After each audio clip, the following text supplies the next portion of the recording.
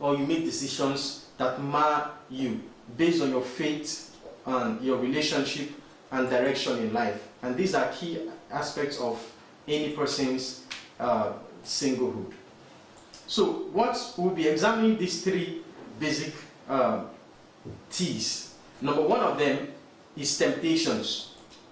Temptations are enticements that can lead singles astray from God's plan. They are actually designed to lead you astray from God's plan. And what you have to value as a single person is to make sure you stick to God's plan and not to the drive of your emotions. Stick to God's plans, despite the fact that there is a very strong drive that needs to be fulfilled, that needs to be satisfied. We must make sure that we satisfy it on the lane of God's plan for our lives. In 1 Corinthians 10, verse 13, the Bible says that no temptation has overtaken you except such as is common to man. So there is nothing that is too heavy that has not been overcome before in life. There is no temptation that is too heavy that has ever come your way, or that is recurring in your path, that has never occurred to someone, and none of them has, and all of them has always been overcome, and you have the ability and the tendency to overcome them. So don't think that these are too much for you. They are not too much for you. And the Bible said for that God is faithful, who will not allow you to be tempted beyond what you are able, beyond what you are able, but with the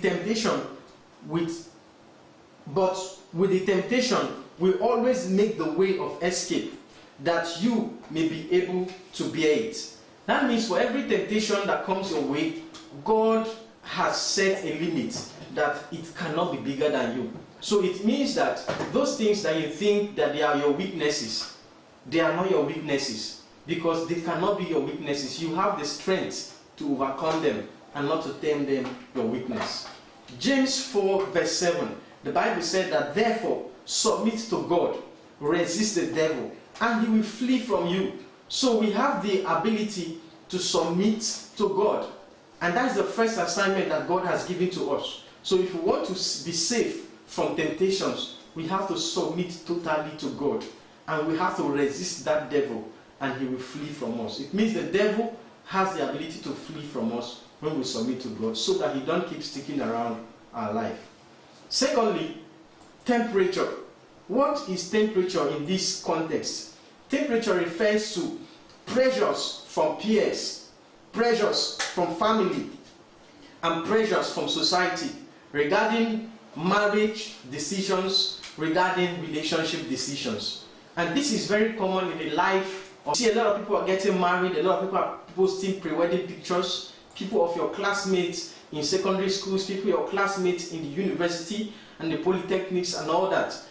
They are posting pictures, everyone is posting, everyone is getting married, and that is a whole lot of pressures from peer. Everyone is asking you what's going on, everyone is asking you what's going on. They are calling you at every moment what's going on.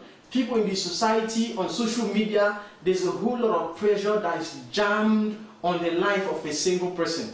And we have to understand that these are temperature.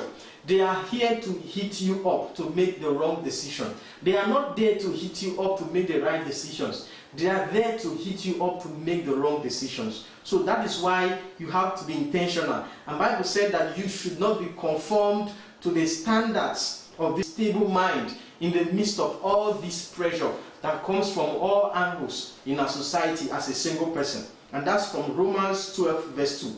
And in Matthew 6, verse 33, the Bible admonishes us that we should seek first his kingdom. So when we prioritize God's kingdom, we will not be able, you'll be able to overcome them. And lastly, the last T that we talk about is temper. And temper is very essential for us to manage emotions. We will not make decisions by emotion.